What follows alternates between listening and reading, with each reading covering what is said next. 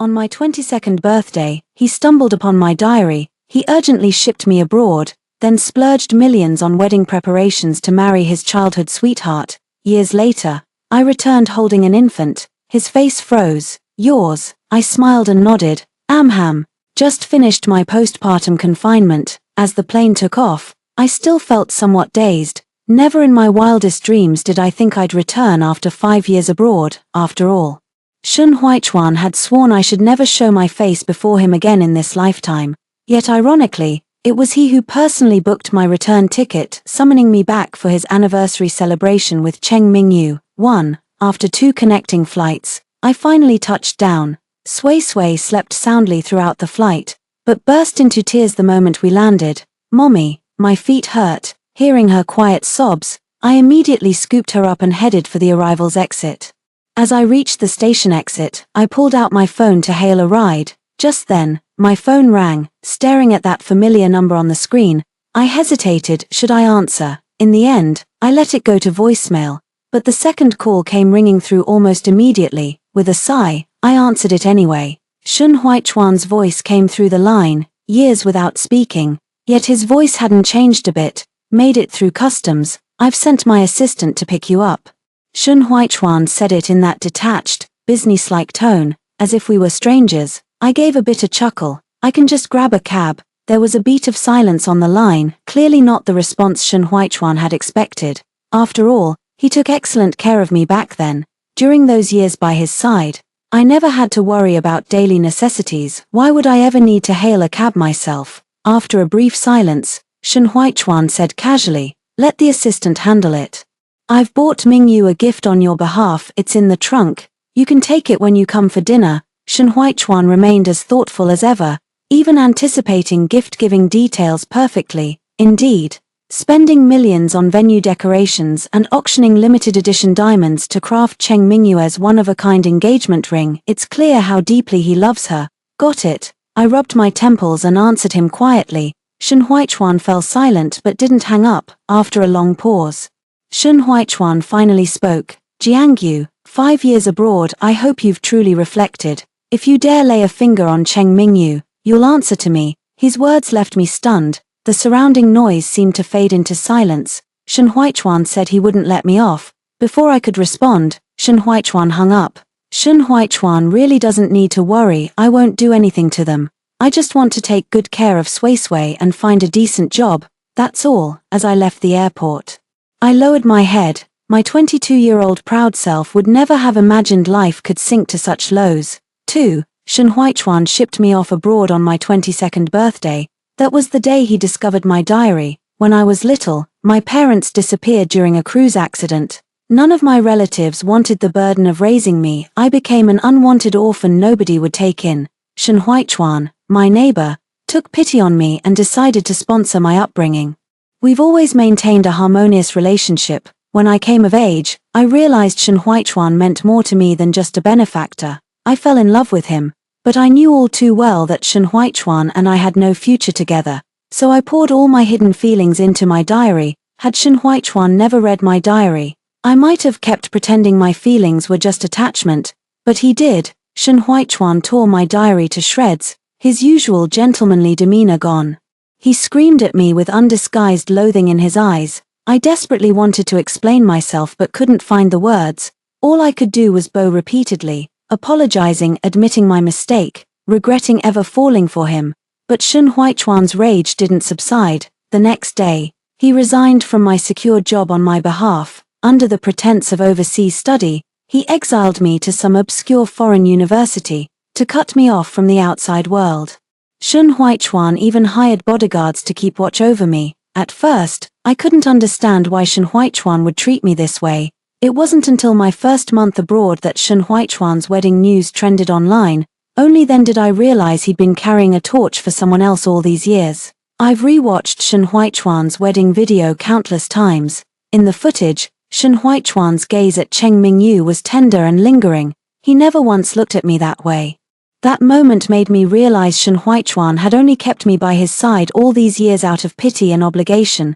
Cheng Mingyu was the only woman he ever loved. "Miss Jiang, please get in the car." My assistant's voice snapped me out of my thoughts. Chapter 2. I nodded and carried the sleeping Sui Sui into the car. The assistant's face flickered with surprise upon seeing Sui Sui. Miss Jiang, is this? I raised a finger to my lips, worried our conversation might wake Sui Sui. Only after settling in the back seat did I softly answer, this is my daughter. The assistant nodded and fell silent. When he drove us to our destination, I froze momentarily. This was the very hotel where Shen Huichuan married Cheng Mingyu, for 5 years of marriage. He'd hosted anniversary celebrations annually and personally selected gifts for Cheng Mingyu. I think Shen Huichuan truly cherishes Cheng Mingyu. In previous years, he wouldn't let me into their world. Bringing me back this year was just his way of making me witness their happiness. Numbly stepping out of the car, I saw Cheng Mingyu standing by the roadside, smiling as she walked toward me. Unlike my weathered face and plain clothes, Cheng Mingyu wore expensive jewelry and perfume, every inch the well-cared-for woman under Shen Huichuan's devotion. Mingyu Cheng's smile froze abruptly. I knew instantly she'd spotted Sui Sui in my arms. Sure enough, when she reached me, Mingyu looked utterly shocked. You had a baby overseas without telling me. After all these years since I married your uncle Shen, you're still treating me like an outsider. Before I could respond, Mingyu had already scooped Sui Sui from my embrace without ceremony. Sui Sui woke up startled and immediately burst into tears, squirming to avoid Cheng Mingyu's embrace. I took Sui Sui back from Cheng Mingyu and soothed her for a while. Truth be told, Cheng Mingyu knew about my past crush on Shen Huichuan. This time returning home,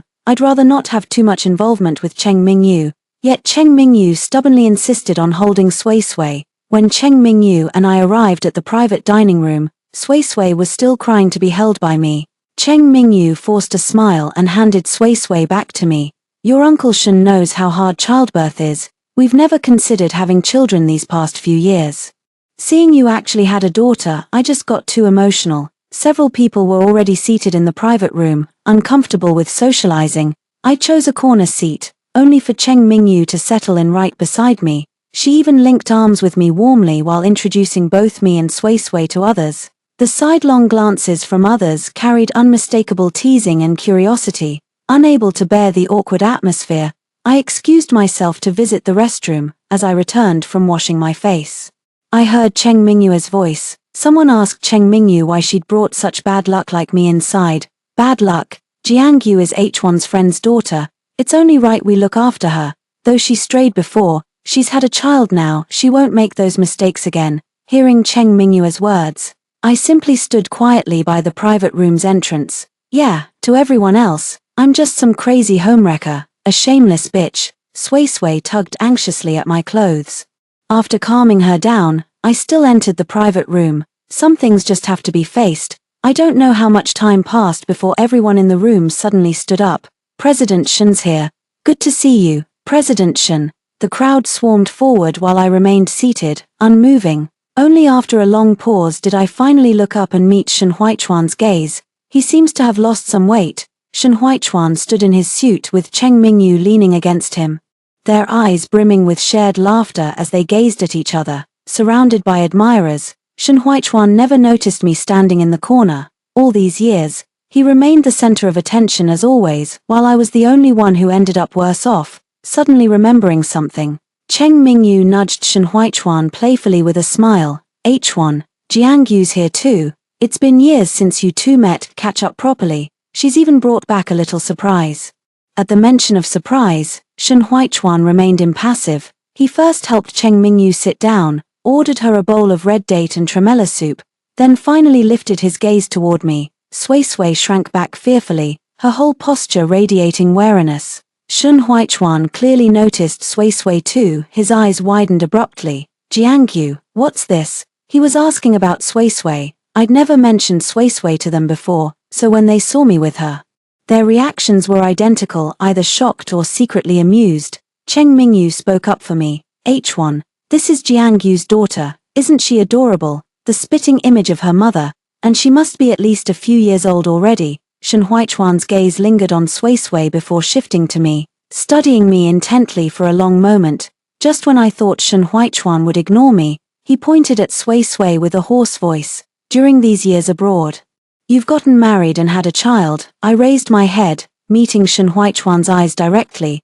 and gave a quiet affirmation, married long ago, my apologies for not informing you. Chapter 3. The surroundings were dead silent, not a single voice to be heard. Shen Huaichuan stared at me, as if weighing the truthfulness of my words. Cheng Mingyu seemed about to speak when Shen Huaichuan stepped before me, demanding, "Where's your husband?" I pursed my lips. "He's been busy lately, so he couldn't make it." Whispers mingled with muffled laughter filled the room, though the guests seemed to restrain themselves out of respect for Shen Huaichuan. Shen Huaichuan's face darkened with anger, but he ultimately remained silent and simply took his seat beside Cheng Mingyu. The meal tasted like ashes in my mouth. Everyone else was gushing about how perfect Shen Huaichuan and Cheng Mingyu were together, but all I wanted was to take Sui Sui somewhere quiet to rest.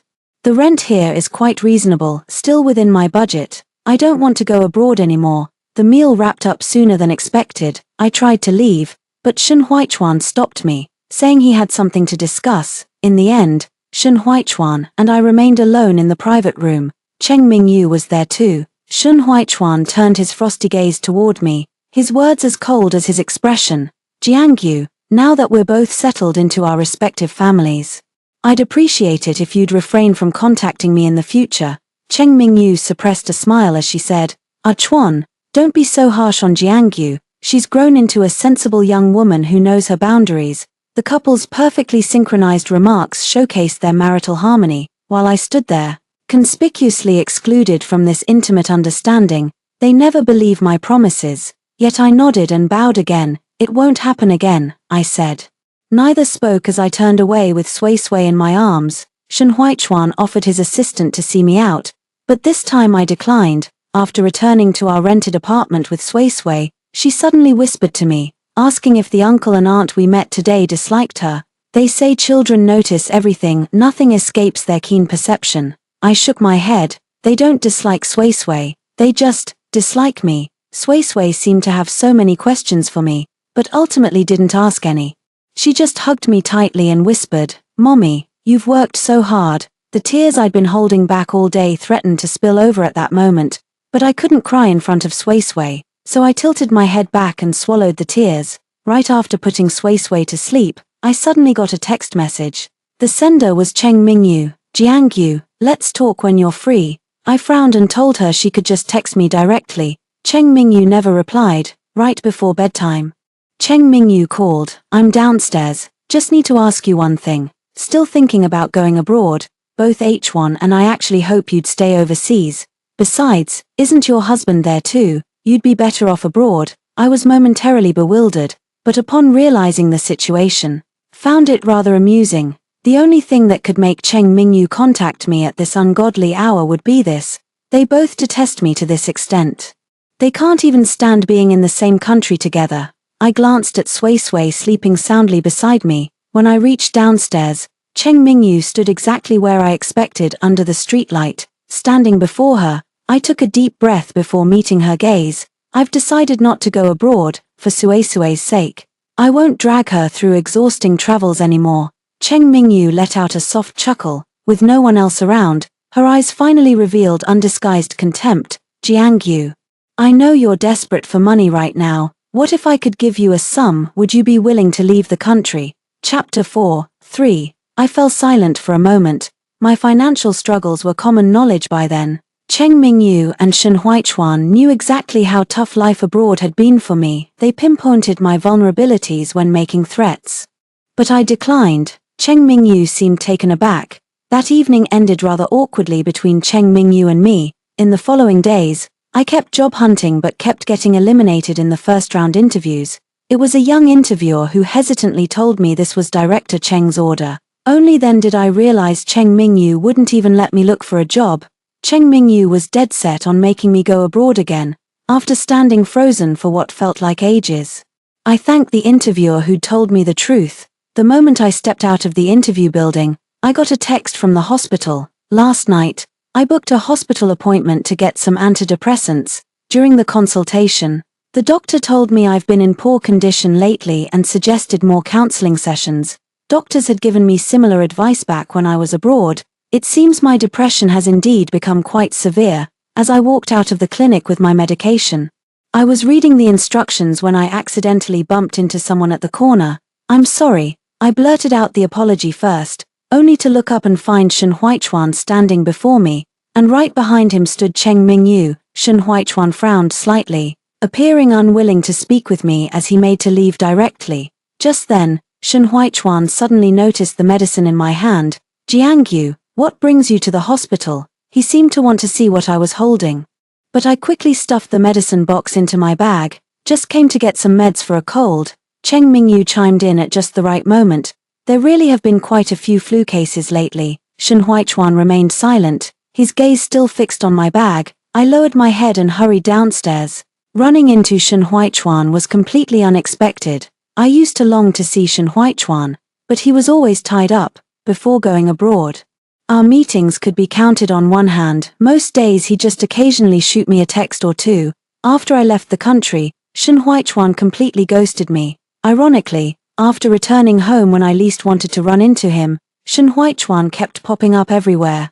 I've been struggling with depression for a long time. At my lowest point, I experienced severe psychosomatic symptoms and even contemplated jumping, but somehow found the strength to keep going. When I got home, Sui Sui was waiting for me in the living room. Sui Sui didn't sleep well last night. I decided to put her to bed early, but just as I was finally drifting off, I caught a whiff of something burning. Sui Sui was sound asleep, completely oblivious to anything amiss. At first I thought the neighbors had burnt their dinner, but as the acrid smell grew stronger, I realized something was wrong. I bolted upright and rushed to the window, where thick plumes of smoke were billowing into the sky. The building was on fire. A flood of memories surged through me as I scooped up Sui Sui from the bed without hesitation, rubbing her sleepy eyes. Sui Sui murmured groggily, "Mommy, what's wrong?" When Sui Sui realized the fire around us, she clutched my sleeve tightly and whispered, "Mommy." My arms trembled as I held her, fear coursing through me. Stumbling through our front door, I rushed Sui Sui down the emergency exit. I fell 3 or 4 times along the way, my knees bruised and battered. But the adrenaline kept me moving without feeling the pain. As I rushed out the building entrance, I saw crowds of people already gathered outside. The fire alarm was sounding. The scene before me overlapped with memories of the past. Clutching Sui Sui, I slumped against the tree across from the building, my vision swimming with dizziness. Sui Sui asked me anxiously, "Mommy, are we going to die?" Snapping out of my thoughts, I held her tighter and said, "No, sweetheart.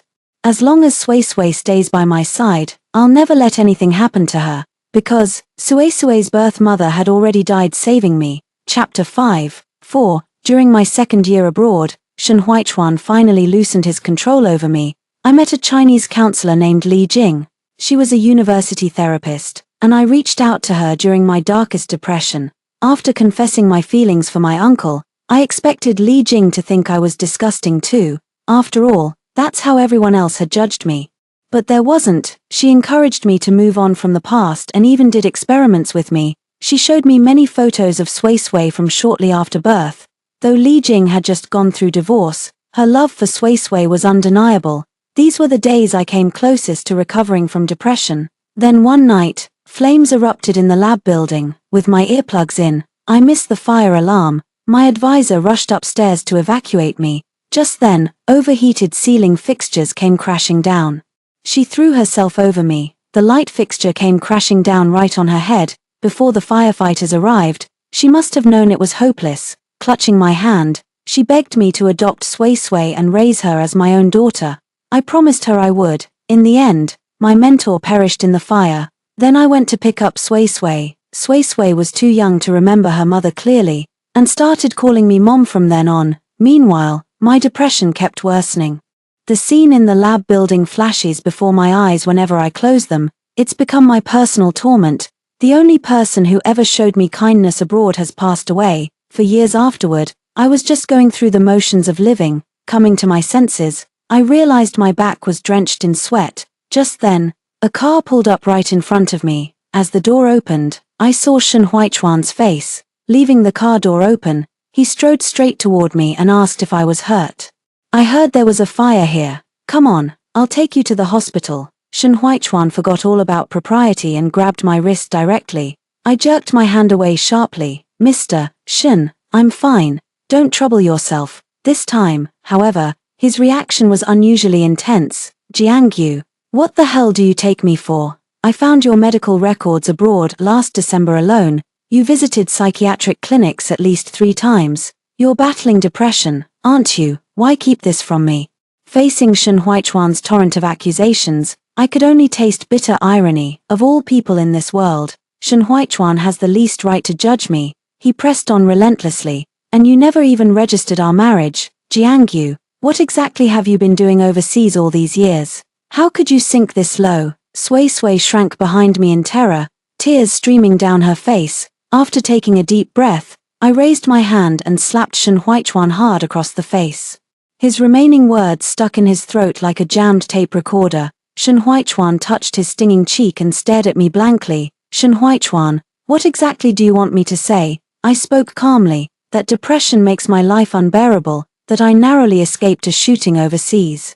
That I live in constant fear. Be honest, would you even care? And seems like you've forgotten one crucial thing. You never allowed me to contact you. Shen Huichuan fell silent. After a few seconds, he took a step toward me. I shook my head weakly and took half a step back. Let's leave it at this, Shen Huichuan. This is just how my life turned out, isn't it? From now on, my only wish is to sever all ties with Shen Huichuan.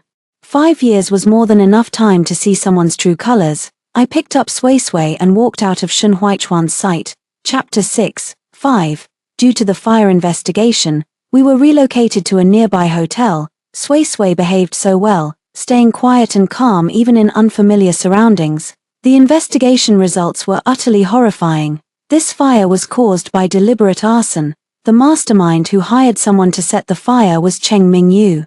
Perhaps Cheng Mingyu had already decided to kill me the moment I refused to go abroad. Cheng Mingyu was taken to the police station. I despise her, but the fact that Sui Sui and I are still alive is blessing enough. I thought Shen Huichuan would keep standing by Cheng Mingyu, but he announced their divorce the very next day. Along with the divorce announcement, Shen Huichuan also revealed his and Cheng Mingyu's secret. It turns out their marriage was merely a business alliance and PR stunt, playing the devoted couple to boost stock prices. Bowing to reporters, Shen Huichuan confessed, I apologize for the years of deception, but the truth is, Cheng Mingyu was never my true love. Reading this news report, I couldn't help but find the whole situation bitterly ironic. Just days ago they celebrated their wedding anniversary, yet today Shen Huichuan and Cheng Mingyu finalized their divorce. At the police station, Cheng Mingyu confessed her attempted murder plot against me. Cheng Mingyu refused to apologize and showed no remorse. I've met Cheng Mingyu once. Cheng Mingyu looked more weathered, yet her gaze toward me still burned with resentment. Jiangyu, my only regret is not ordering them to finish you off. So what if I forced Shen Huichuan to marry me? We've been husband and wife for 5 years. This is all your fault. If you hadn't returned to China, I'd never have tried to kill you. Watching Cheng Mingyu's deranged, hysterical outburst, I felt nothing but sorrow. Just before leaving, I spoke my first words at the police station. Cheng Mingyu, after all your scheming, did you get what you wanted? Cheng Mingyu fell silent. The sound of quiet sobbing came from behind. I walked out of the police station. Fate's playing a cruel joke on me. If I could turn back time, I'd never fall for Shen Huichuan. 6. The fire incident caused quite a stir, prompting many to dig deeper into Shen Huichuan and Cheng Mingyu's relationship. It was then revealed that Cheng Mingyu had indeed initiated contact with Shen Huichuan multiple times, and the two had signed a marriage of convenience agreement before tying the knot. Shen Huichuan himself emphasized that their relationship was purely contractual, but I know eyes don't lie. Whenever Shen Huichuan looked at Cheng Mingyu, there was unmistakable affection in his gaze. Had Cheng Mingyu not made such a mistake, Shen Huichuan would probably still be on her side. For Sui Sui's safety, I've decided to move further away with her. Besides, Sui Sui's reached kindergarten age now, so I've enrolled her. Sui Sui was absolutely thrilled on her first day at kindergarten. I was already waiting at the kindergarten gate long before dismissal time. When Sui Sui came out, she happily threw herself into my arms. Mommy, lots of kids cried today, but I didn't. I patted her head affectionately. Our Sui Sui is such a brave girl. Sui Sui kept chattering until she abruptly stopped mid-sentence. She lifted her head timidly and glanced away, sensing something amiss. I followed Sui Sui's gaze and spotted Shen Huichuan. Dark circles shadowed Shen Huichuan's eyes. betraying sleepless nights, pressing his lips together, he stared at me and Sui Sui. Chapter 7. Sui Sui still remembered how deflated I became after Shen Huichuan yelled at me last time. In the end, it was Shen Huichuan who approached me. Jiangyu, I know everything now. Alarm bells went off in my head the moment he said that. I tried to leave, but Shen Huichuan stubbornly blocked my path. This child, she's your advisor's, isn't she? I could help raise her with you. Your room, I've kept it exactly as it was. Jiangyu, if you just turn around, there'll always be a chance for us. I held Sui Sui in silence. How beautifully Shen Huichuan spoke, as long as I turn back. There will always be a chance for us. Why isn't he saying we're impossible now? I think Shen Huichuan might not actually like me. He just doesn't want to lose me, no matter what role I play in his life. I shook my head. Shen Huichuan, there's no need to say these things. It's all in the past. The good and the bad, they're all behind us now. The past isn't worth clinging to, and I won't cling to it. Meeting Shen Huichuan's startled gaze, I spoke slowly. You were right before. What I felt for you was more dependence than affection. Thank you for helping me realize that. I don't need Shen Huichuan at all anymore.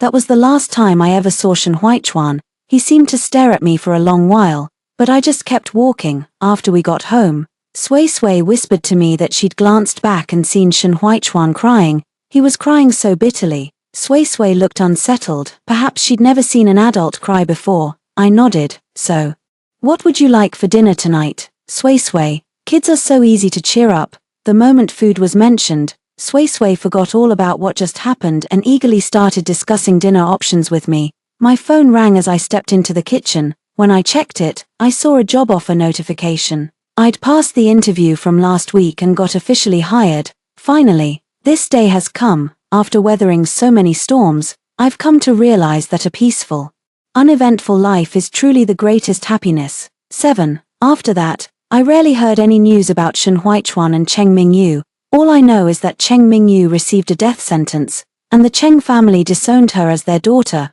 Shen Huichuan was hospitalized for gastric bleeding due to work overload. He reached out to me during his hospital stay. He proactively suggested we complete inheritance notarization together, wishing to bequeath all his assets to me in case of unforeseen circumstances. I declined. To be precise, I don't actually need his inheritance. One late night, Shen Huichuan gave me a call. Jiangyu, I deeply regret rejecting your confession back then, choosing Cheng Mingyu for business interests instead. His voice sounded hoarse. With a faint smile, I reminded Shen Huichuan. But I've never confessed to you, nor do I intend to. He did read my diary, but confessing to him was never part of my plan. I just wanted to secretly cherish him for a while. That would have been enough. Yet I paid the price for that youthful infatuation. Shen Huichuan fell silent. I hung up before he could, then blocked his number.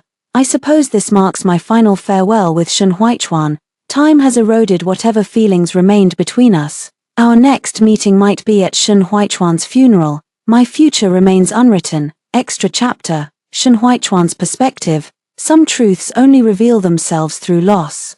When I found out Jiangyu had feelings for me, panic was my first reaction. Ignoring the secret thrill in my heart, I instinctively scolded her. That's when Cheng Mingyu brought up the arranged marriage proposal herself. Our family owes her a debt of gratitude. After a night of contemplation, I've reached my decision. Following Cheng Mingyu's wishes, I sent Jiangyu abroad, leaving a 5-year void in her life. When making this choice, I never imagined how fate's gears would turn.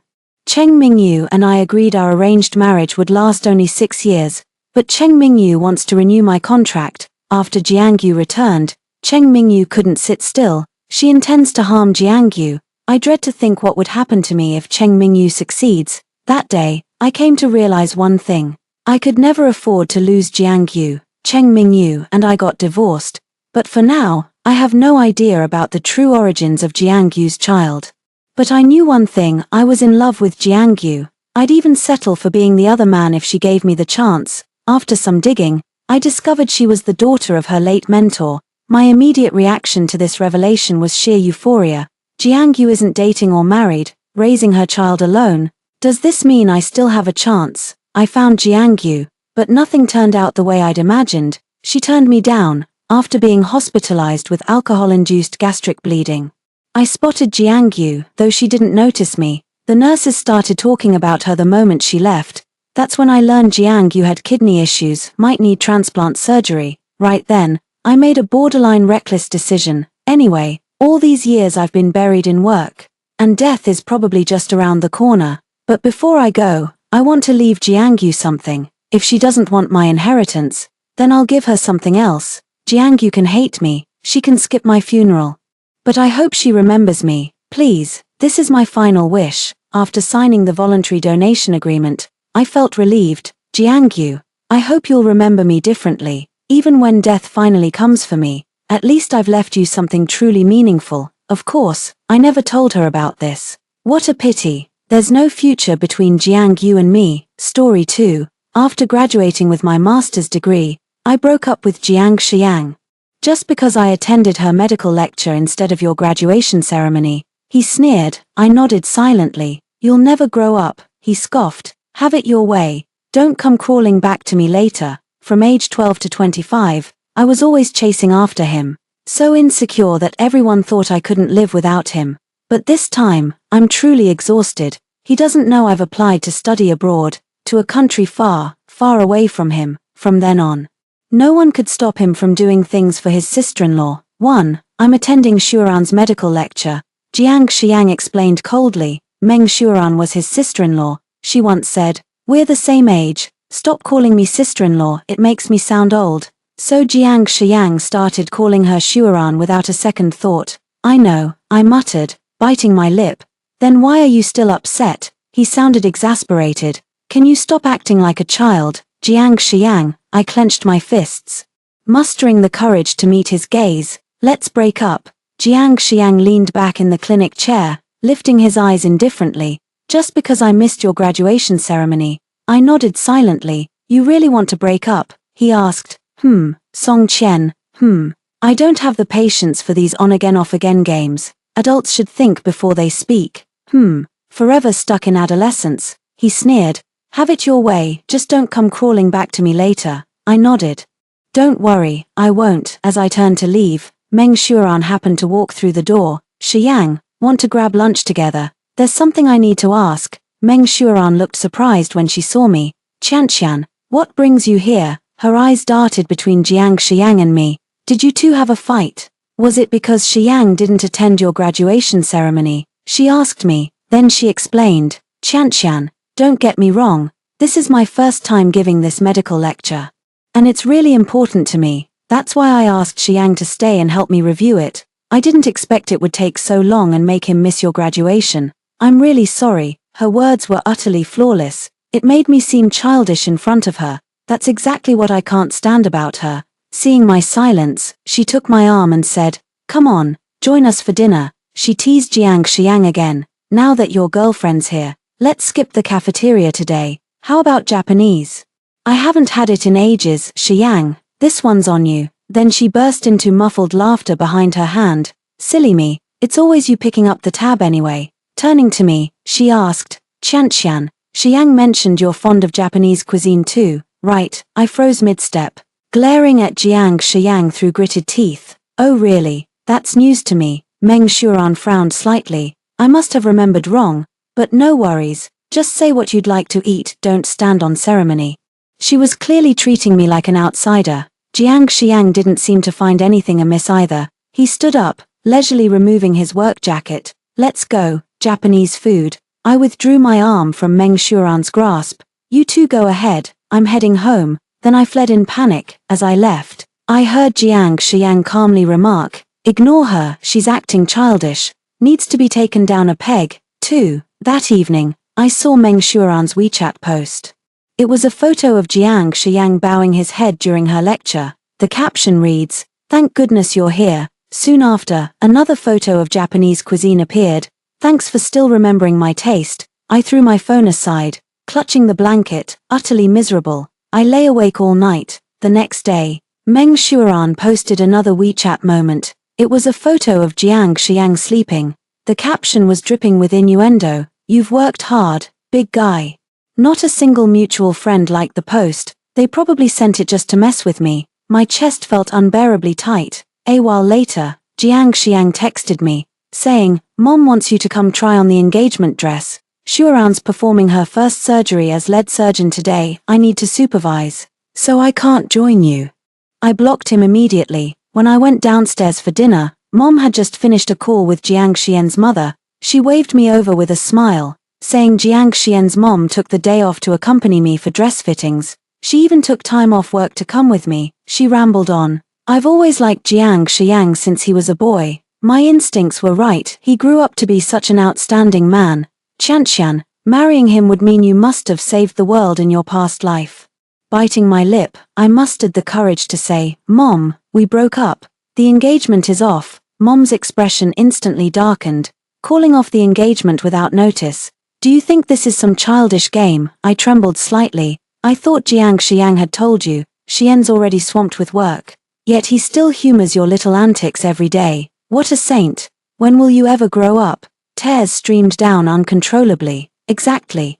I can't grow up. No one ever taught me how since childhood. My quiet father suddenly spoke up. No reservation. No big deal. Then he asked me, not working there anymore. I replied, yeah, Dad, I want to study abroad for a while. Mom grew even angrier and was about to speak, but Dad silenced her with a look. Go if you want to. After all these years, it's the first time I've seen you so decisive. That's good. Don't worry about the engagement. I'll handle it with your father.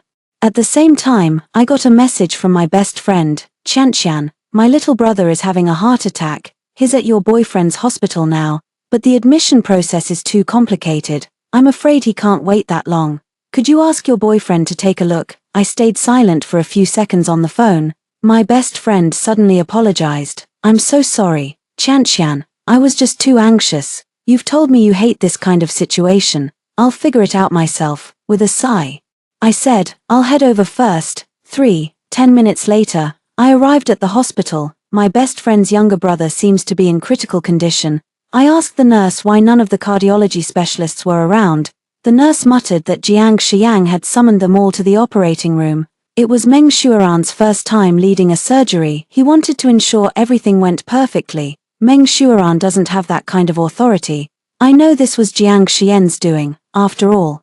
This entire hospital practically belongs to the Jiang family. I called Jiang Xiang multiple times, but it remained powered off the whole time. I rushed back to wait outside the operating room. After what felt like forever, the operating light finally went out.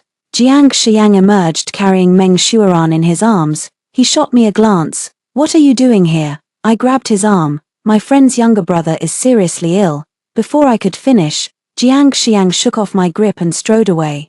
I jogged all the way to his consultation room. He carefully placed Meng Shuaran in his lounge, then sat before the computer, staring intently. I rushed over. Dr. Jiang, my friend's younger brother is having a heart attack. It's critical. Could you please check on him? He looked up. Why are you still here? Isn't my mother waiting for you to try on the wedding dress? I need to stress this again. Could you go check on her? Jiang Xiang let out a faint sigh. Shuaran just had surgery.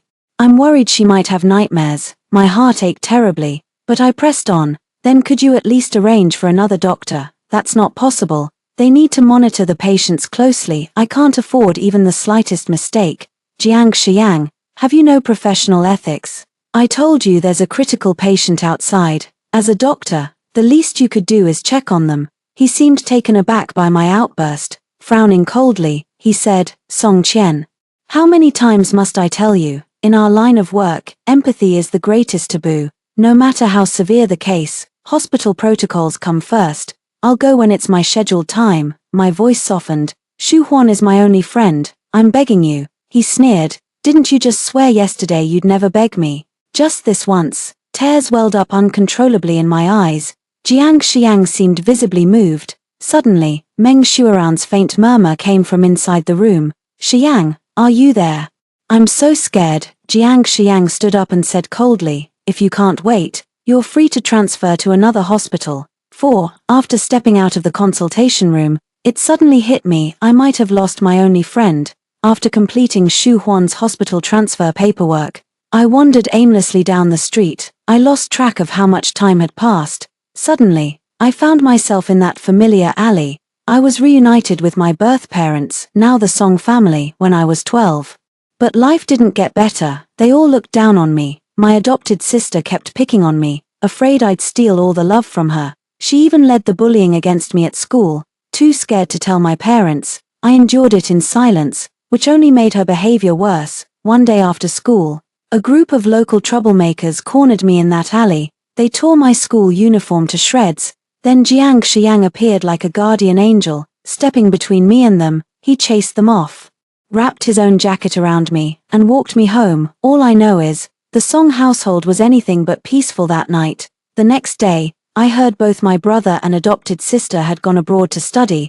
I complained to Jiang Xiang with a pout, "Thanks for helping me, but this'll only make them dislike me more." He replied calmly, "Then become exceptional. What parent wouldn't want an outstanding child? But, I'm really slow at this." He suddenly raised an eyebrow at me. "I'm smart. Want me to tutor you?" Jiang Xiang had always been emotionally detached since childhood, yet during our tutoring sessions, he became uncharacteristically irritable. I asked sheepishly, "See, I told you I'm hopeless, maybe we should just call it quits." But he insisted stubbornly, "No way. Someone as brilliant as me can definitely teach you." He extended our tutoring sessions, and we often stayed up late studying together. My grades showed remarkable improvement. My parents genuinely grew fonder of me. Meanwhile, subtle shifts occurred in my relationship with Jiang Xiang through our interactions. Both families were happy to encourage our connection. Before we knew it, we'd naturally become a couple. Jiang Xiang shone too brightly at school. I had to push myself hard just to keep up with him. But he'd always reassure me, "Don't worry, I'll always scout the path ahead for you." Aloof by nature, he never spoke sweet nothings. Nor did he understand how much effort it took for me to feel worthy of him. Still, just having him by my side every day was enough to make me happy. Jiang Xiang was 2 grades ahead of me. His academic performance was so outstanding that he skipped 2 grades and was directly admitted to the city's top university. After he started college, he rarely had time to tutor me anymore. I had to work even harder to get into the same university as him. But the year I finally entered university, Jiang Xian's brother suddenly showed up at the Jiang residence with Meng Shuaran. "Xiang, this is my girlfriend. I've enrolled her in your school, look out for her." Not long after, Jiang Xian's brother died in a plane crash during flight training. The Jiang family treated this girl, the only one Jiang Xiu ever brought home, as their daughter-in-law. They allowed her to stay at the Jiang residence, provided her with the finest educational resources, and meticulously planned her future. Just like that, Jiang Xian's and my carefully ordered lives were completely upended. Meng Shuaran would suddenly appear whenever Jiang Xiang was tutoring me, flashing a radiant smile. "Qianqian, could you lend me your boyfriend for a bit? I've got some questions for him." She'd call abruptly during our dates. "Xiang, my kitten's gone missing. It's the only keepsake your elder brother left me. Could you help me find it?" She'd crash my birthday uninvited, get tipsy after a few drinks, then insist Jiang Xiang take her home. But she acted so nonchalant about it that I couldn't even vent my frustration. Over time, the tension between Jiang Xiang and me kept growing. With a mix of hurt and hesitation, I asked him, "Could you stop prioritizing her all the time? I'm your girlfriend, remember?" Jiang Xiang retorted, "Don't be jealous of her, she's my sister-in-law. My late brother made me promise repeatedly to take good care of her." Later, our fights became more frequent, to the point where we even talked about breaking up. Then Meng Shuaran came over to lecture me. "Qianqian, don't overthink it. Xiang only treats me this way because he's looking out for me. Stop acting like a childish girl constantly threatening to break up. It really damages the relationship." Furious, I lashed out without thinking, "If you know this affects our relationship, then why do you keep bothering Jiang Xiang over and over? He's not your boyfriend, why should he even be buying your sanitary products? What, are you lusting after your own brother-in-law?" Jiang Xiang snapped at me. "Song Qian, after all these years, you still haven't learned how to speak properly. Apologize to Shuaran now." "Not a chance." "Fine, have it your way, we're through." And just like that, he completely cut me off. Left alone, I toss and turn every night. In the end, I swallowed my pride and went crawling back to him. Time and again, I made Jiang Xiang believe I could never leave him. 1 month before graduation, I was pulling all-nighters for my final exams. Suddenly felt short of breath and lightheaded. My parents went abroad again for business negotiations. I called Jiang Xiang. "Xiang, I'm not feeling well, could you?" Before I could finish, Meng Shuaran's coquettish voice interrupted. Oh dear, this is my first time encountering such a case. What should I do? Shiyang, this is the patient you assigned me. You must analyze the treatment plan today. I forbid you to go home as punishment. Shiyang said tenderly. All right. Then he hung up the phone. I stubbornly called again. The call was immediately declined. I had no choice but to call my best friend, then I blacked out. I woke up in the hospital the next day. My best friend texted me saying she went to grab breakfast for me. I slowly rose and walked to the door of Jiang Xian's consultation room. Meng Shuran's voice came from inside. Shiyang, you're awake. Call your girlfriend back already. She's probably furious after you hung up on her last night. Jiang Xiang, not calling, Meng Shuran pleaded coyly. Please, just go comfort her, or she'll blame me again for ruining your relationship. Jiang Xiang said irritably. Let her think whatever she wants. Not even going to comfort her. Nope. What if she threatens to break up with you again? Then it's over. At that moment, my heart completely turned to ice. 5. Before going abroad, Jiang Xian's mother called to invite me to his grandfather's birthday banquet. Aunt Lu said, Xiao Qian, even if you can't be my daughter-in-law, must we become complete strangers? Aunt Lu treats me really well, even better than my own mother does. I have no reason to turn her down. Besides, my parents aren't even home. Our family absolutely needed to send a representative. So I picked out some gifts and went to the Jiang residence. Jiang Xiang answered the door, looking at me with unspoken words. I still felt somewhat flustered facing him. She murmured with lowered head, Excuse me. Jiang Xiang didn't budge. I shoved past him and walked in. Meng Shuran emerged with the air of a hostess. Qianqian's here. Oh dear. You shouldn't have brought gifts. I ignored her and snatched the gift she was about to take. Meng Shuran suddenly pouted at Jiang Xiang. Xiang, you still haven't managed to cheer her up. Before Jiang Xiang could respond, I turned around and said, I don't need anyone to cheer me up, and I'm not angry. I simply don't want the gift I prepared for Grandpa Lu to end up in an outsider's hands. Meng Shuran burst into laughter. Still claiming you're not mad, now you're implying I'm an outsider. Xiang, your little girlfriend is quite the character. Jiang Xian's face turned livid. Song Qian, do you realize what you're saying? Apologize now. Meng Shuran waved her hand dismissively. Drop it. Xiang, why make such a federal case out of it? I'm not some child who gets offended over nothing. I couldn't help shouting at Jiang Xiang. You know damn well whether you treat her as your sister-in-law or your girlfriend. The moment these words were spoken, the entire Jiang family came pouring out. Jiang Xian's face flushed crimson in an instant. The normally composed man now looked visibly flustered. His first instinct was to explain to Meng Shuran, don't listen to her nonsense. Meng Shuran also grew upset. Qianqian, Xiang and I only have a proper sister-in-law relationship.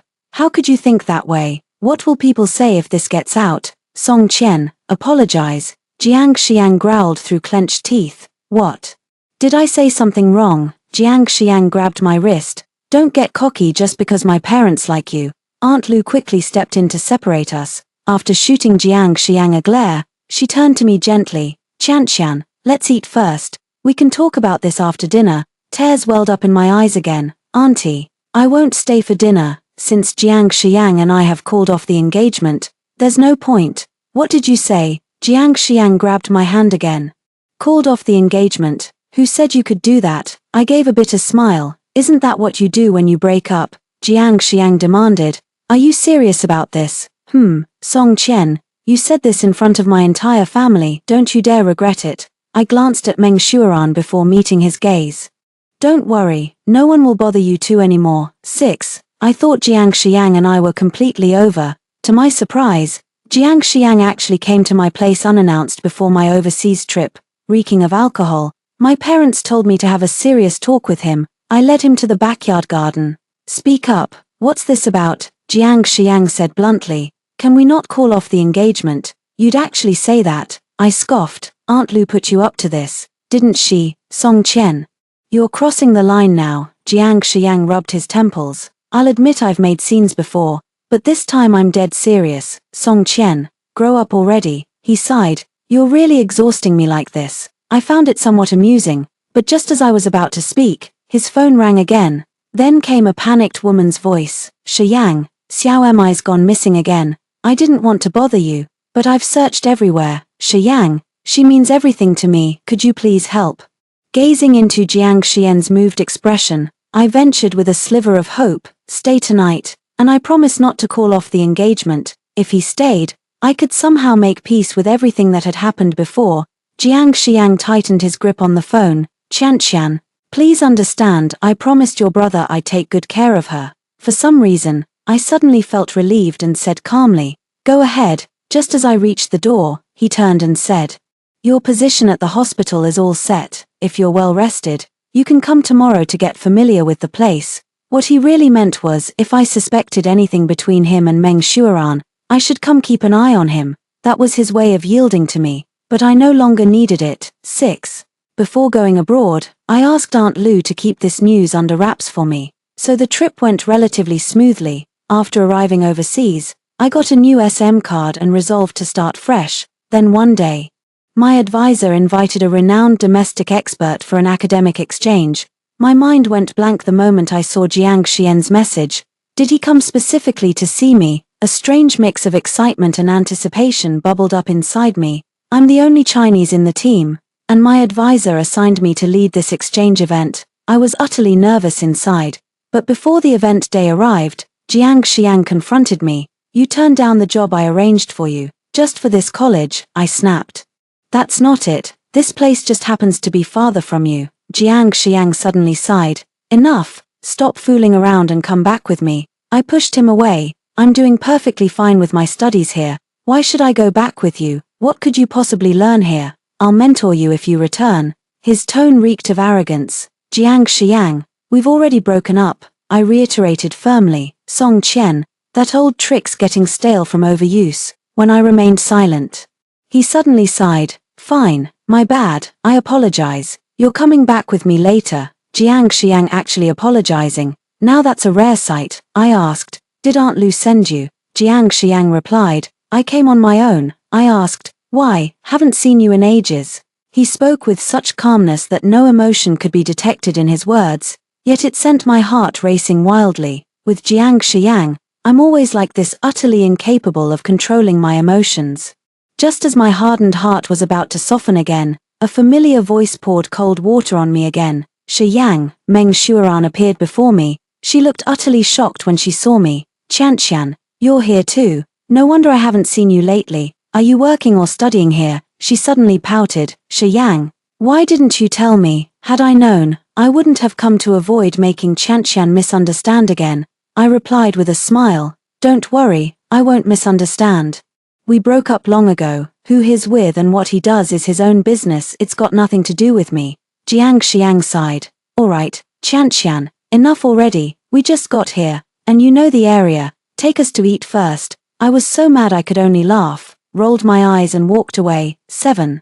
On the day of the exchange event, Jiang Xian's entrance sent waves of squeals through the female students and faculty. When Meng Shuaran took the stage, the male audience erupted in equally enthusiastic cheers. The crowd below openly conversed in foreign languages without restraint. That Chinese expert is seriously handsome. With all that experience, I expected some old guy. Never imagined he'd be this young. The girl next to him is quite stunning too. Wonder if they're a couple. They suddenly turned to me. "Song Qian, you've interacted with them the most. Any idea what their relationship is?" I replied, "No clue. If you're curious, go ask them yourself." After the seminar, someone actually went and asked. Too intimidated by Dr. Jiang's icy demeanor, they approached the warm and approachable Meng Shuaran instead. I distinctly heard Meng Shuaran reply fluently in a foreign language. "Dr. Jiang and I are in a relationship. We've been together for many years." The crowd dispersed, and she walked up to me. "Qianqian, did you hear what I just said?" I nodded. "Yeah, I heard you." She apologized. "Sorry about that. I just wanted to avoid unnecessary trouble." I said, "Yeah, no need to apologize or explain anything to me." Jiang Xiang walked over. Meng Shuaran shrugged. "Xiang, seems I've upset your girlfriend again." Jiang Xiang asked me. Mad, I shook my head. "No way." Instead of looking pleased with the answer, he stared straight at me. "Why?" I pointed at the actor I'd hired in advance. "Because I have a boyfriend. Why would I get upset over some other guy?" Jiang Xian's face darkened instantly.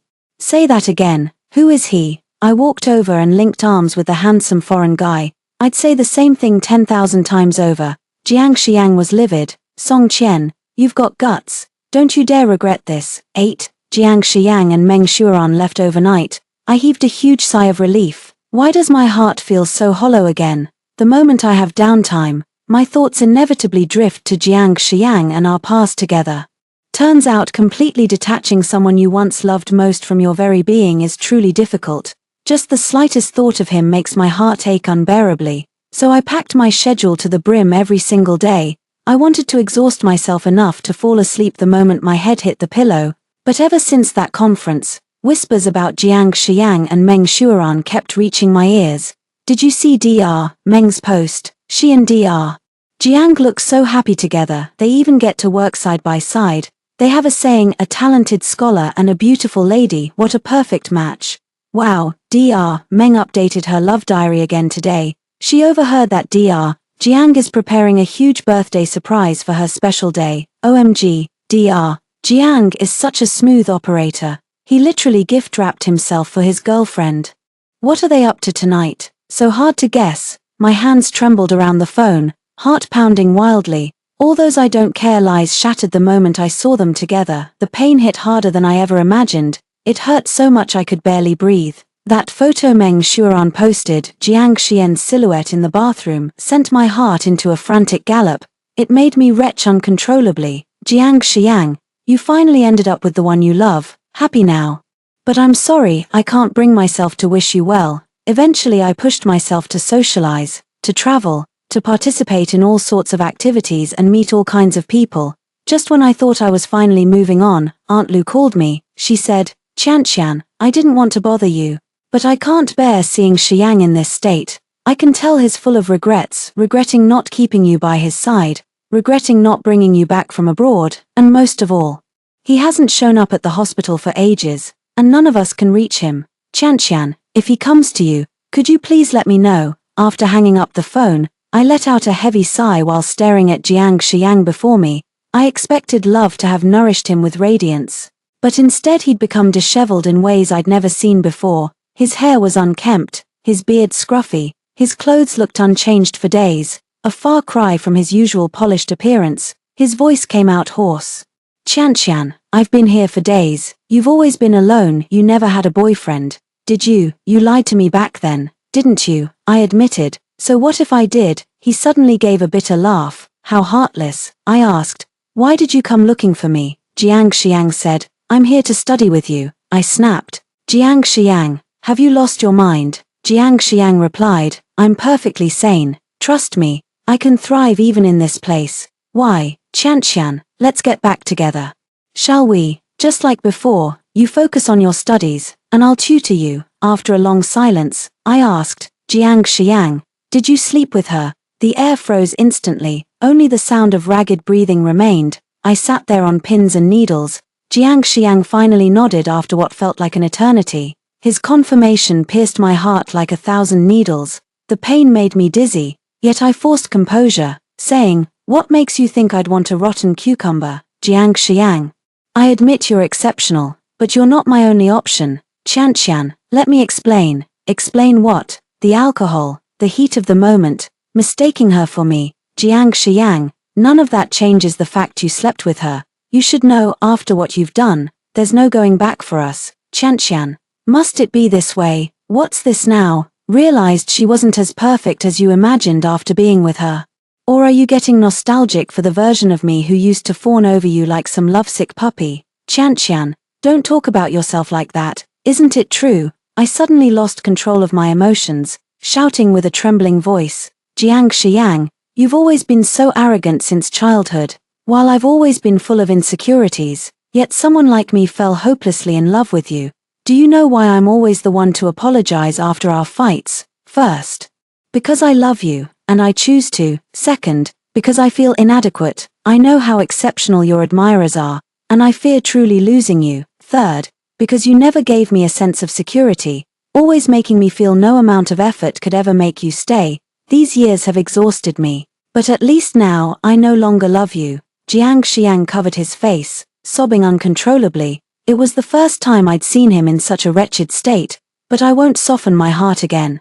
Jiang Xiang was like poison, just a taste would leave you addicted. and I just barely managed to quit. 9. Jiang Xiang still hadn't gone back. He followed me around every single day, yet always maintained this delicate distance. He never interferes with my life or affects my social circle. Except when someone confesses to me, then his fists clench. The next day, that person would show up bruised and avoid me at all costs. I said, "Jiang Xiang, cut it out." Jiang Xiang gave a bitter smile.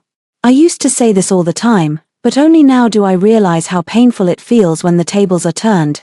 "Qianqian, I'm sorry," I said. "Jiang Xiang, let bygones be bygones. Can we both move on with our lives?" Jiang Xiang lowered his head in silence. I sighed helplessly. "At least let me start anew, okay?"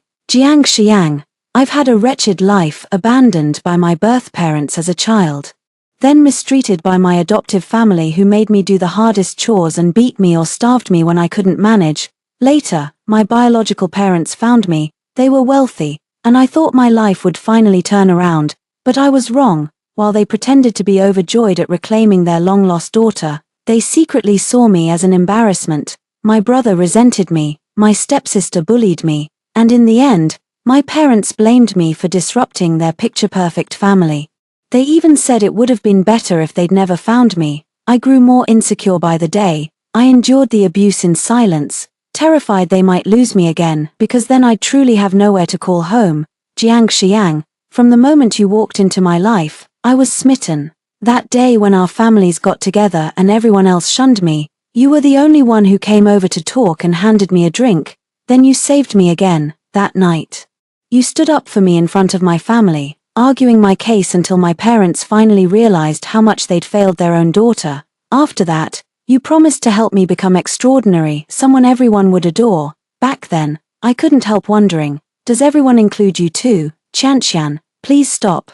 I ignored him, wiped away my tears, and continued, but I could only bury these feelings deep inside.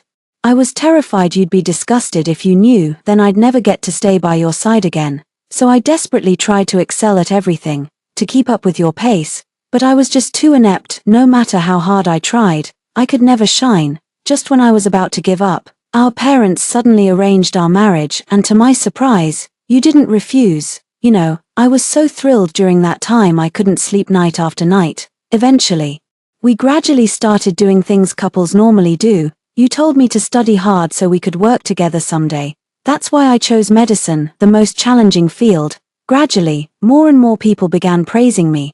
Just when I thought I was worthy to stand by your side, Meng Shuran appeared. Her beauty, grace, and intelligence exposed every inch of my insecurity. Looking back, I realize I didn't actually dislike her, I envied her. I envied how her confidence let her demand anything from you without hesitation. Never worrying about rejection or walking on eggshells around you. What I envied most was how she could make you abandon me, over and over again. Every day I ask myself why does no one ever choose me? No matter how hard I try, when there are two options, I'm always the one left behind. I thought this might be how my life would end up, but I just can't accept it. I want to prove myself, prove I can thrive without any of you. And I'm almost there, so Jiang Xiang, will you just let me go? After saying all that, I collapsed in exhaustion. But I also felt incredibly relieved. After all this time, I can finally face my imperfect self. 10. Jiang Xiang finally came home. Before long, Meng Shuran called. Song Qian, what on earth did you say to Shiyang? He's locked himself in his room without eating or drinking since he got back. 3 days now. Are you trying to kill him? I replied. Let him die then. Not my problem. I hung up immediately. Soon after, my dad called. Come home. Do it for Uncle Jiang and Aunt Lu's sake. I've booked my flight back home. Rushed straight to the Jiang residence without stopping. Meng Shuran answered the door, her usual confident arrogance gone. Instead, she glared at me with resentment. Are you happy with how things turned out? Xiang detests me. The Jiangs treat me like an outsider. Song Qian, I just don't understand. What exactly makes you better than me? Without a word, I walked past her straight to Jiang Xian's room. Jiang Xiang. Open the door. The door flew open instantly as Jiang Xiang pulled me into a tight embrace. Qianqian, you're back. Please don't leave again. Jiang Xiang, when will you get it? There's no future for us. Meng Shuran sneered from the side. If you know it's hopeless, you should disappear completely. A decent ex should be like the dead. Jiang Xiang roared. Shut the hell up. Meng Shuoran lifted her chin defiantly. Jiang Xiang, do you remember your promises? You said you'd take responsibility for me. What do you call this? Jiang Xiang buried his face in my shoulder, weeping like a child. Please, stop. Just stop. Qianqian, I never wanted this. There was never anything between us. I never had feelings for her. I only ever treated her as my elder brother's wife. Nothing more. Qianqian, I was wrong. Wrong to be so arrogantly certain you'd never leave me no matter what. Wrong to keep abandoning you over some foolish promise I made to my brother. Worst of all, wrong to let jealousy cloud my judgment when I saw you with another man, ruining everything between us with my petty actions. I've messed up, beyond forgiveness. I pushed him away. Jiang Xiang, whatever happened between you two doesn't matter. I'm exhausted. You know I only came back for Uncle Jiang and Aunt Lu, not for you. Don't make this harder than it has to be. Jiang Xiang leaned against the doorframe, his body gradually slumping down. I pulled out a stack of photos from my bag, all taken during my time abroad, classes, work, socializing, traveling. I crouched down and showed them to him one by one. Jiang Xiang, I truly love my life now. These days, I've felt a freedom like never before. I don't worry about whether others will dislike me, whether you'll leave me, or whether those around me will abandon me. I'm no longer suspicious, sensitive, or insecure. Jiang Xiang, you should be happy for me. I've grown up, haven't I? Jiang Xiang smiled bitterly. Yes, Qianqian has finally grown up. She won't throw childish tantrums like before. I'm the one who lost that clumsy girl who used to sulk so easily. I stood up. Jiang Xiang, I'm leaving. Jiang Xiang lowered his head, his voice trembling. 11. I returned abroad. I no longer follow the same old routine in study and life, but constantly push myself to try new things. Truth be told, I lied to Jiang Xiang back then, after years of low self-esteem. How could I change overnight? How could I not fear being abandoned by those around me? But as I gained more experience, I gradually came to terms with those emotional entanglements. I've come to understand that ultimately, no matter what, we all must walk our path alone in this world. A year later, Aunt Lu gave me a call. She casually asked if I had a boyfriend. I straight up told her, Aunt Lu, there's really no chance between me and Jiang Xiang anymore. Aunt Lu sounded genuinely disappointed. We had a long conversation. They said Jiang Xiang gradually pulled himself together after that time I went back, but he went through life and work like a puppet on strings, never speaking an unnecessary word to anyone. Then one day, he suddenly came back and had a huge fight with Meng Shuoran. The gist was that he realized that hookup had been deliberately orchestrated by Meng Shuoran. Meng Shuoran tearfully dragged Jiang Xian's elder brother into the conversation again. Jiang Xiang wasn't having it and yelled at her. I've fucking taken care of you to the point of sleeping with you. What more do you want? Meng Shuoran, do you realize, if it weren't for you, I'd be married to Qianqian by now? Meng Shuoran sneered. What's so great about that uptight country bumpkin? Aunt Lu initially wanted no part in this, but finally couldn't help rushing out to say, at least I'm better than you, you fickle woman. Don't think I don't know what's on your mind, whether it's Jiang Xiu or Jiang Xiang.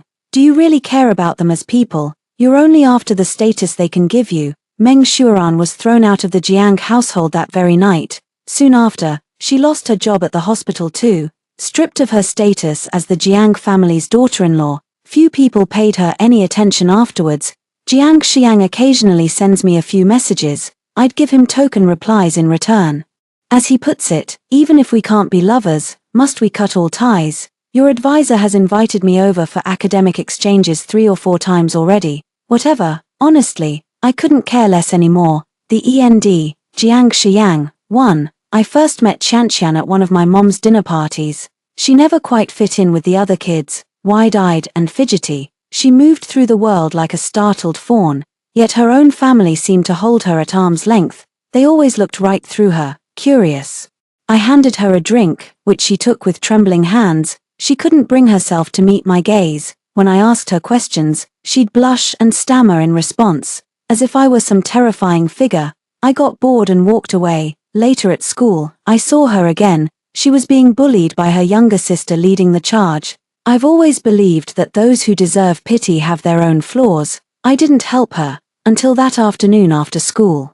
When I saw her pinned against the wall by some punk kids, sobbing her heart out, Her frail body kept struggling, eyes filled with utter despair. I rushed over and stepped in. As I draped the coat over her shoulders, I saw the countless scars covering her body, fresh wounds layered over old ones. A horrifying patchwork, a sight that chilled me to the bone. I asked, "Why didn't you tell Uncle Song and the others when you were bullied?" She lowered her head and whispered, "I don't want them to think I'm coming between them. I don't understand." She tugged at my sleeve pleadingly, "Please don't say anything. Song Wei's tricks mean nothing to me, I can handle it." "Why should you have to?" "Because I'm terrified of going back to that house again." Then it hit me, those old scars were left in that very home. For a moment there, I was genuinely moved. I took her home and spent the whole night arguing with the Songs on my own initiative. Fortunately, Uncle Song is quite reasonable. They decided to send Song Wei abroad for studies. Even Qianqian's good-for-nothing brother insisted on accompanying his sister. "Go ahead, all of you. I've had it with those two siblings for a long time, too." Qianqian is really quite dim. I never knew I had this much patience in me. I can actually tutor someone this slow. It often drives me absolutely crazy.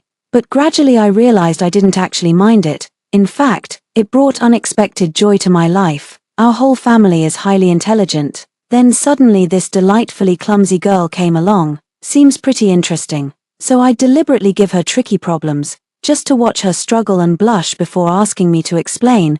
But every time after explaining, I'd catch her staring at my face without blinking. When I noticed, she'd suddenly lower her head in a fluster. My fingers are nearly raw from all this picking. What an idiot. Can't even hide their crush properly. But if they enjoy looking, I'll let them look their fill. I deliberately extended her tutoring hours just to keep her around longer. My mom really likes this sweet, kind, and well-mannered girl too. She asked if I had any intentions. I said, "She's a bit slow if I come on too strong. I might scare her off." My mom wasn't fazed. She straight up dragged Qianqian's parents into arranging our engagement. That night, she witnessed my complete awkwardness throughout the whole ordeal. I tapped her forehead teasingly. "What's with the days? Shouldn't you be stepping up your game when your future husband's this perfect?" Her face turned as red as an apple in an instant. Absolutely adorable. 3. I noticed Song Qian's deep-seated insecurity shortly after meeting her. But she never dared to show it. A girl has her pride, and I need to protect that. Since she's my fiancé, I should keep my distance from other girls in public. Honestly, I'd rather be surrounded by guys. Until Meng Shuaran showed up, her anxiety peaked. She resented me doing anything for Meng Shuaran.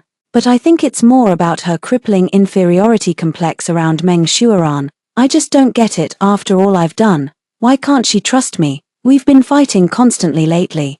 I was swamped with work back then, too busy to comfort her, but she bounced back on her own pretty quickly. Soon she was tagging along after me like an eager puppy. Though she'd always get jealous over Meng Shuaran, she can stay mad for ages over the tiniest things. I think she's being way too childish. I just wanted to teach her a lesson. I also wanted her to understand she doesn't need to compare herself to anyone. She's perfect as herself. Little did I know it would only disappoint her more. She said she wanted to call off our engagement. That day I sat alone in the garden drinking heavily, but ultimately decided to go see her. Yet he thought my mother had sent me. After being put on a pedestal for so long, I've almost forgotten how to bow my head. Truth be told, I don't even remember how. She's insecure. Fine, I'll let her come supervise me at the hospital. Yet she quietly slipped away abroad. When I came to my senses, I realized I hadn't seen her for months. I went out of my way to contact her advisor through connections, proposing an academic exchange visit. When Meng Shuaran found out, she begged me to take her along. I think I should introduce her to more people. That way she'll adapt better when transferred to other hospitals later. I thought Qianqian would be thrilled to see me coming. Never expected her to be so stubborn this time, downright pig-headed. Refused point-blank to come back with me, then later just completely ignored me. Didn't even get angry about Meng Shuaran anymore. I felt this heavy tightness in my chest, an inexplicable panic. I asked her why she wasn't angry. She just pointed at some foreign guy with blonde hair and said she had a boyfriend. Well, that was quick. Already got herself a boyfriend. And here I was, planning our future together. I was so furious that I flew back home overnight. I'm absolutely livid. How could she just move on to someone else while I'm still planning our future together? My mind was in such turmoil that I kept making mistakes at work. Meng Shuaran eventually couldn't stand watching me like that, so she brought some alcohol to my office, saying it'd help me unwind. What I didn't realize was that she'd spiked the drinks. Nor did I notice how much her outfit that day resembled Qianqian's. When I woke up the next morning, I was utterly devastated. I betrayed not only Qianqian, but also my sworn brother. I locked myself in the room, refusing to come out. Meng Shuaran came to see me many times. Through tears, she said she'd leave if there was no other way. With no other choice, I promised to take responsibility for her, but I didn't have feelings for her. I only obeyed her every word because of my elder brother. My brother treated me exceptionally well, and she was the woman he loved most. My heart is heavy with unease. All I could think about was going abroad to find Qianqian. I wondered if I saw how happy she looked with her boyfriend. Maybe this guilt would fade. Reality check, she never had a boyfriend to begin with. I blame myself. Why did it take me so long to realize? How could someone as insecure as Qianqian get a boyfriend so quickly? I'm torn between frustration and joy, but Qianqian's words snapped me out of it completely. I don't know who told her about my affair with Meng Shuaran. All I saw in her eyes was pure disgust. In our relationship, I'd always held the upper hand. Only now do I realize how wretched it feels to be the lesser one. 5. Qianqian has truly grown up.